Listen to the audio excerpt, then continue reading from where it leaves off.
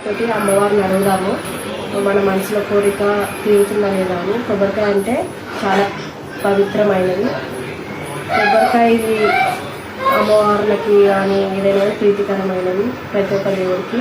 చూద్దాం ఇప్పుడు అమ్మవారిని అడిగి కొబ్బరికాయని మొత్తం అలంకరించుకొని ఇలా పసుపు కుంకుమ పెట్టి మన మనసులో ఏ కోరికన్నా అడగవచ్చు అమ్మవారిని.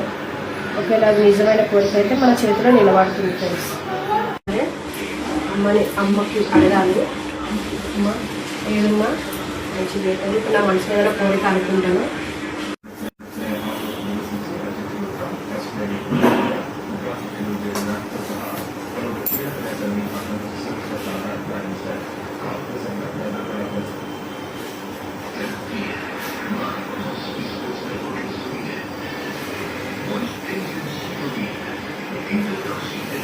చూడండి ఫ్రెండ్స్, మన మనసులో ఏదైనా నిజమైన కోరిక ఉంటే, సత్యం గల కోరిక ఉంటే, ఏ చెడు ఉద్దేశం లేని కోరిక ఉంటే మాత్రం కొబ్బరికాయ ఇలా నిలబడుతుంది ఫ్రెండ్స్.